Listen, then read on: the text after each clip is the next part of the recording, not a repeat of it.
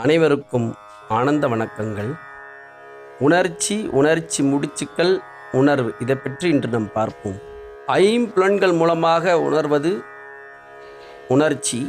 அந்த ஐம்புலன்கள் மூலியமாக ஏற்படக்கூடிய பாதிப்புகள் உணர்ச்சி முடிச்சுகள். உணர்வு என்பது ஆனந்த உணர்வு, அதாவது உயிரோடைய இருப்புத்தன்மை, உயிரோடைய சுபாவம் ஆனந்த உணர்வில் இயங்குகின்றது. இதுக்கு பேர் தான் உணர்வு என்று சொல்கின்றேன். இந்த உணர்ச்சி முடிச்சுகள் மூலமாக வாழ்க்கை நம்ம அணுகிறோம் அப்படின்னா நமக்கு எப்பொழுதுமே திருப்தி கிடைக்காது, பரிபூர்ண நிறைவுத்தன்மை கிடைக்காது. இந்த ஆனந்த உணர்வு, இந்த உணர்வாகிய ஆனந்தத்திலிருந்து வாழ்க்கையை நம்ம சிந்தித்தாலோ செயலாற்றினாலோ நமக்கு என்ன ரிசல்ட் கிடைக்குன்னா ஆனந்தமயமான திருப்தி தன்மை உள்ளுக்குள்ள உணர முடியும். வாழ்ந்தோங்கிற நிறைவு இருக்கும், வாழ்ந்தோங்கிற பரிபூர்ண தன்மையை உணரலாம். மனிதன் எதிர்பார்ப்பது இந்த திருப்தி தன்மையும் நிறைவுத்தன்மையும் பரிபூரணத்தை தான் எதிர்பார்க்கின்றார்கள்.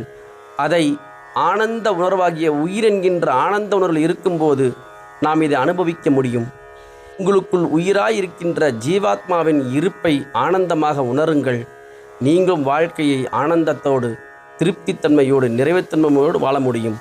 நன்றி, ஆனந்த நன்றிகள்.